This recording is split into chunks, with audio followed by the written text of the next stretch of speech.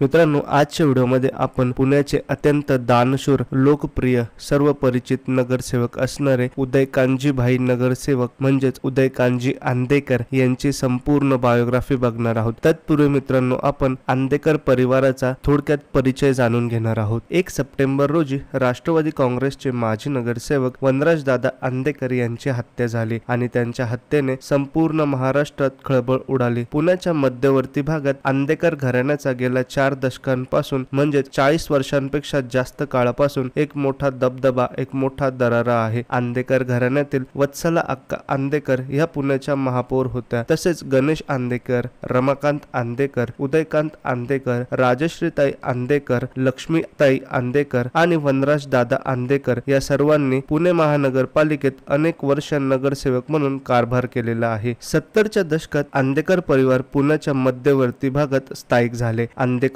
टोळीची सुरुवात बाळकृष्ण व्यंकटेश आंदेकर उर्फ बाळूअण्णा आंदेकर यांनी केली। बाळूअण्णा आंदेकर यांची 1984 साली हत्या झाली। त्यानंतर आंदेकर टोळीची सर्व सूत्रे सूर्यकांत उर्फ बंडूअण्णा आंदेकर यांच्याकडे आले। त्यांनी बाळूअण्णा आंदेकर यांच्या हत्येचा मोठा बदला घेतला व काही दिवसांनी बंडूअण्णा आंदेकर यांना जन्मठेपेची शिक्षा झाली। सर्वांना वाटले आंदेकर टोळीचे म्होरके जेलमध्ये गेले, आता काही खरं नाही आणि त्यानंतर आंदेकर टोळीची सर्व सूत्रे, सर्व कारभार बंडूअण्णा आंदेकर यांचे लहान बंधू, ज्यांना संपूर्ण महाराष्ट्रात भाई म्हणून संबोधले जायचे, ते म्हणजे लोकप्रिय नगरसेवक दानशूर उदयकांत भाईजी आंदेकर होय। आज आपण उदयकांत भाई आंदेकर यांची बायोग्राफी जाणून घेणार आहोत। उदयकांत आंदेकर यांचा जन्म 29 नोव्हेंबर रोजी झाला। त्यांच्या वडिलांचे नाव राणोजी आंदेकर असे होते। 1997 सालच्या पुणे महानगरपालिकेच्या निवडणुकीत उदयकांतजी आंदेकर पहिल्यांदाच नगरसेवक म्हणून निवडून आले। उदयकांत आंदेकर यांनी आपली लग्नगाठ लक्ष्मीताई आंदेकर यांच्याशी बांधली। पुढे जाऊन त्यांच्या पत्नी लक्ष्मीताई आंदेकर या देखील नगरसेविका झाल्या। उदयकांत आंदेकर यांना शिवम आंदेकर, शिवराज आंदेकर या नावाची 2 मुले तर सानिया आंदेकर व सिमरन आंदेकर या नावाच्या 2 मुली आहेत। उदयकांत आंदेकर हे तब्बल 15 वर्ष नगरसेवक होते। त्यांनी आपल्या राजकीय प्रवासात अपक्ष,